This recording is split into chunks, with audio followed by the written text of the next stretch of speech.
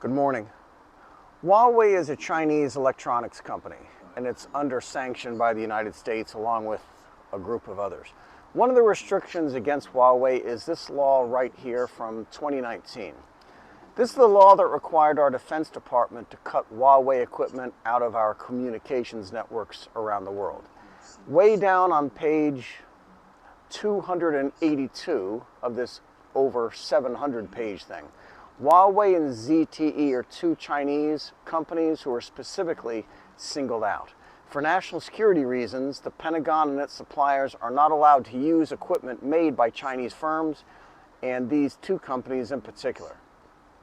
But every year since then, the Defense Department has been granted waivers from that 2019 law.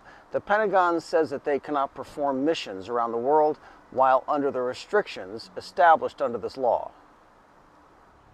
One of the central themes of this channel is how China has monopolized the supply chains for almost everything, top to bottom, from raw materials to refining, to machining, to final assembly, to logistics, and it simply doesn't matter what our government officials say or what laws our government officials pass. There is simply no getting away from this reality. And we do find it curious that our Congress will pass laws that say we, ordinary consumers, cannot buy Chinese electronics because of national security concerns or concerns about protecting American jobs. But the Defense Department, who is literally our national security apparatus and one of the biggest employers in the whole world, they are allowed to. The Pentagon is required by law to avoid doing business with companies who buy gear from Huawei or even use Huawei equipment in military communications. That's what the 2019 law says.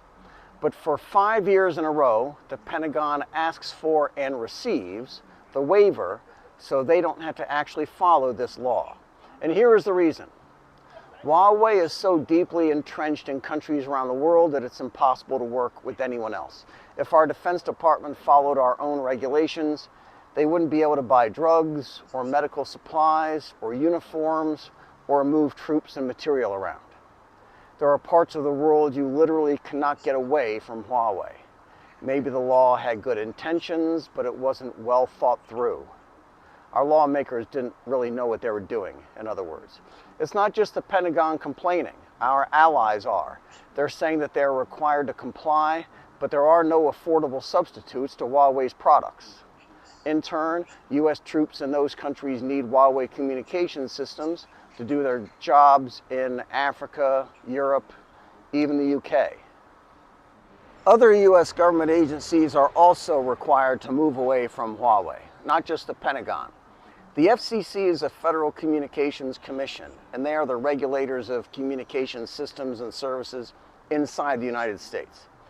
Their rules also state that Chinese suppliers must be replaced by other suppliers.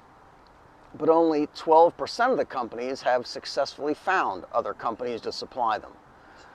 Lots of other companies are asking for waivers also, just like the Pentagon does. Rip and replace is an FCC policy, and it's just what it sounds like. Rip out the Chinese-made gear from our communication systems and replace it with equipment made elsewhere.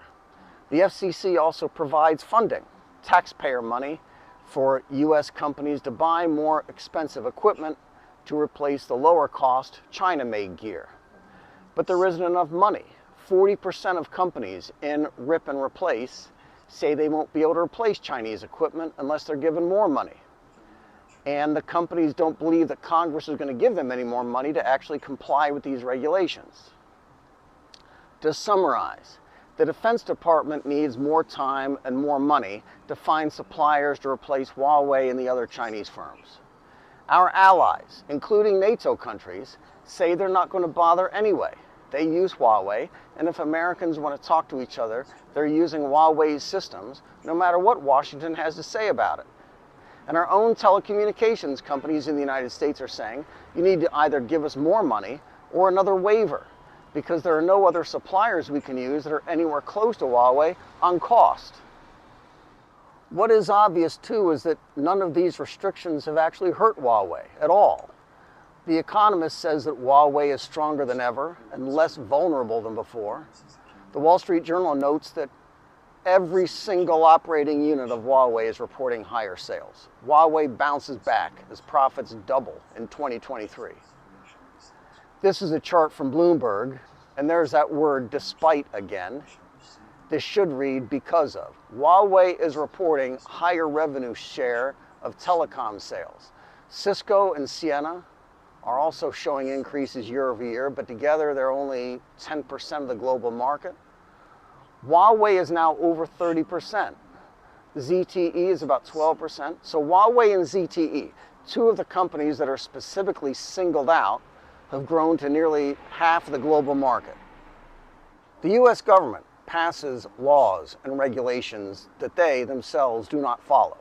All of these people, the Pentagon, US federal agencies, the big contractors that do business with the American government, multi-billion-dollar telecommunications companies, all of them have an out. They can call their friends in Washington and get a waiver for another year, or they can ask Congress to give them tens of millions of dollars to make up for the cost difference so they can buy gear from other companies. But if you're just a regular US consumer who wants to buy a cheaper phone or an inexpensive car, too bad for you. Nobody wants to help you. National security, sorry. This is Macau. Be good. What you drink or what you wear. Seek first the kingdom of God and his righteousness, and all these things will be added to you. Ask, and it will be given to you. Seek, and you will find.